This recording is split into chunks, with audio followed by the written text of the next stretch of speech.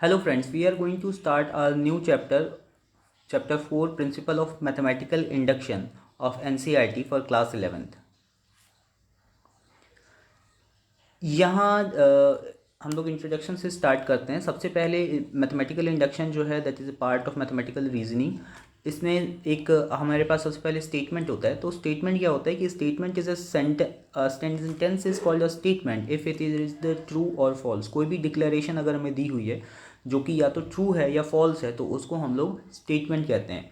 For example, Donald is a duck. Now this is a statement. ये statement true हो सकता है या फॉल्स हो सकता है। ऐसे ही एक और स्टेटमेंट है हमारे पास, all ducks are birds. So Donald is a duck and all ducks are bird. इन दोनों सेंटेंसेस को अगर हम लोग देखें तो इन दोनों के सेंटेंसेस से हम लोग एक इन्फेरेंस निकाल सकते हैं, निष्कर्ष पे पहुंच सकते हैं कि Donald is a bird which is from, क्योंकि अगर Donald is a duck true है और all ducks are bird true है तो Donald is also a bird. That is from the subset वाला पार्ट जो है। So Donald is a subset of duck. अगर हम लोग कंसिडर करें कि duck is a subset and Donald is an element of duck and all the ducks are elements of birds. So Donald becomes an element in the bird also. So Donald is a bird. तो validation of mathematical statements basically हमारे पास हमारे mathematics के अंदर हमारे पास इस तरीके की statements नहीं आएंगी, हमें मैथमेटिकल स्टेटमेंट्स मिलेंगी। One of the key basis of mathematical thinking, इस तरीके की जो थिंकिंग है इसको हम लोग क्या बोलते हैं, मैथमेटिकल थिंकिंग बोलते हैं। और इसका one of the key basis is deductive reasoning. एक इनफॉर्मल एग्जाम्पल डिडक्टिव रीजनिंग का अभी हमने लास्ट वाला देखा जहाँ पे हम लोगों को दो स्टेटमेंट दी हुई थी कि Donald is a duck and all ducks are birds. So we deduced from these two that Donald is a bird. एक मैथमेटिकल एग्जांपल इसका देख लेते हैं इसी का कि इफ स्टेटमेंट, अगर हमारे पास दो स्टेटमेंट यहाँ पर दी हुई है कि 8 इज डिविजिबल बाई 2, यानी कि 8 को हम लोग 2 से डिवाइड करें तो वो डिवाइड हो जाता है, and any number is divisible by 2 is an even number. ये दोनों ही स्टेटमेंट्स अपने आप में ट्रू है। हम लोग जानते हैं, यूनिवर्सल ट्रुथ है कि किसी भी जो भी नंबर 2 से डिवाइड हो जाता है उसको हम लोग इवन नंबर कहते हैं। और 8 जो है वो 2 से डिवाइड भी हो जाता है। तो बेसिकली इन दोनों से we can find that if these two statements are true then the truth of the third statement that is 8 is an even number is auto established. तो इस तरीके से हम कह सकते हैं क्या कि deduction is the application of a general case to a particular case. यानी कि हमारे पास एक जनरल केस दिया हुआ था, दैट इज कोई भी नंबर अगर 2 से डिवाइड होता है तो वो इवन नंबर कहलाता है। और 8 एक पर्टिकुलर केस हो गया इस क्वेश्चन का, जहाँ पर 8 को हम लोग 2 से डिवाइड करते हैं तो we get a natural number that is 4। तो 8 इज एन इवन नंबर। तो इस टेक्निक को हम लोग, इस तरीके को हम लोग क्या बोलते हैं, deductive reasoning. Now we come to the another way of the mathematical thinking is inductive reasoning. अब इसके उल्टा एक इंडक्टिव रीजनिंग होता है। यहाँ पे हमने अभी क्या किया था डिडक्टिव रीजनिंग में कि जनरल का हमने एक पर्टिकुलर केस लिया था। नाउ इंडक्टिव रीजनिंग में क्या होगा कि वी हैव पर्टिकुलर केसेस जिनको हम लोग एनालाइज करते हैं और उनके बेसिस पे हम लोग एक जनरलाइजेशन को सामने रखते हैं। So the word induction means generalisation from the particular cases और facts. In contradiction to the deduction, inductive reasoning depends on the working with each case and developing a conjecture by observing incidences। conjecture का मतलब हो गया कि एक तरीके का हम generalized statement जारी करते हैं, ठीक है, जो कि this will be based on the observation of the sequences that is given out there। और उसके बेसिस पे हम लोग एक जो स्टेटमेंट जनरलाइज्ड स्टेटमेंट करेंगे उसको हम लोग कंजक्चर बोलते हैं।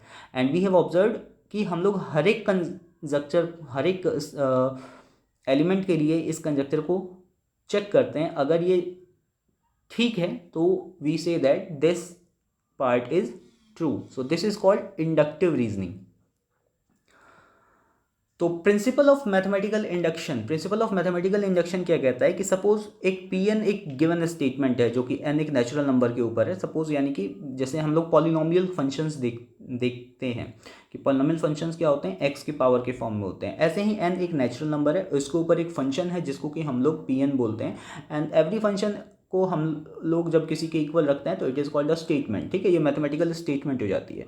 तो ऐसे ही Pn हमारा एक नॉर्मल मैथमेटिकल स्टेटमेंट है which is given on the natural number n such that, पहली कंडीशन, इसके अंदर अब कुछ कंडीशंस हैं कि statement 1 is true for n is equal to 1। अगर हमें दिया हुआ है कि n की वैल्यू 1 के लिए, now we are given only Pn, हमें प्रॉब्लम्स के अंदर क्या दिया होगा, Pn की वैल्यू दी हुई होगी, वहाँ पर हम लोग n की वैल्यू 1 अगर रखते हैं तो we find P1। For example जैसे हमारे पास Px पॉलिनॉमियल हुआ करता था और x की वैल्यू को हम लोग 2, 3, 4 इस तरीके से रखते थे जीरोज़ निकालने के लिए उसके, तो हम लोग उसको P2, P3 बोलते थे। ऐसे ही हम लोग n इक्वल्स टू 1 इस स्टेटमेंट के अंदर रखेंगे और वी विल चेक कि the given statement is true और not. If we found that the P1 is true and if the statement is true for n is equal to k, अब ये क्या बोलता है, अब ये सेकेंड कंडीशन है। हमारे पास प्रिंसिपल ऑफ मैथमेटिकल इंडक्शन दो कंडीशंस को देता है। पहला कंडीशन कि आप n इक्वल टू 1 के लिए उसको चेक कीजिए, दूसरा अब n इक्वल टू k को हम लोग मान लेते हैं कि k के लिए भी अगर k is a positive integer जो कि 1 से लेके n के बीच में कहीं लाई कर रहा है, तो k नंबर के लिए हमारा जो Pn है वो क्या हो जाएगा, Pk हो जाएगा, जिस स्टेटमेंट को हम लोग Pk नाम देंगे। तो Pk जो स्टेटमेंट है वो n इक्वल टू k के लिए ट्रू है, ये हम अपनी तरफ से सपोज कर रहे हैं।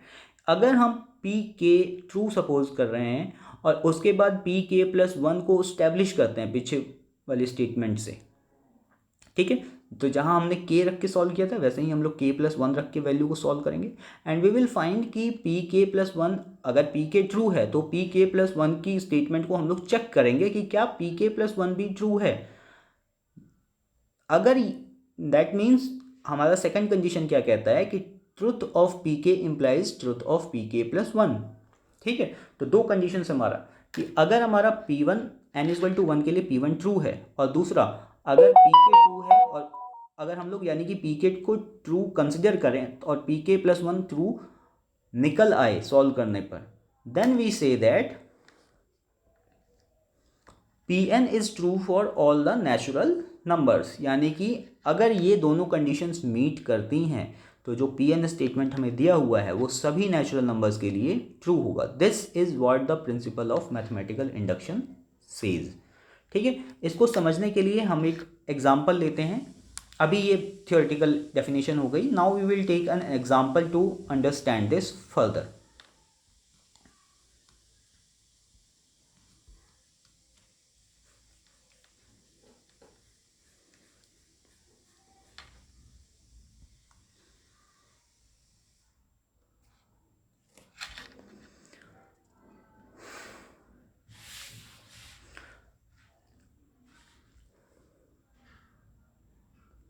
Thank you for watching this episode. अगर आपको ये एपिसोड अच्छा लगा तो इसे लाइक करें, कोई आपका फीडबैक है तो उसको नीचे कमेंट सेक्शन में हमें देखकर बताएं और हमें ये भी बताएं कि ये आपको वीडियो कैसा लगा। और अगर thank you for watching this, thank you for watching this tutorial. अगर ये ट्यूटोरियल आपको अच्छा लगा तो इसको लाइक करें। अगर आपको thank you for watching this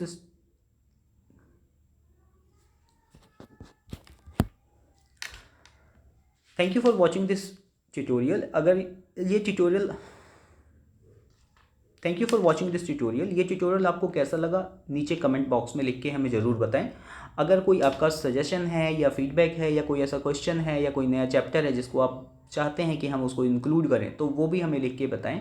अगर ये ट्यूटोरियल अच्छा लगा तो इसको लाइक करें और अपने फ्रेंड्स के साथ शेयर करें। Thank you.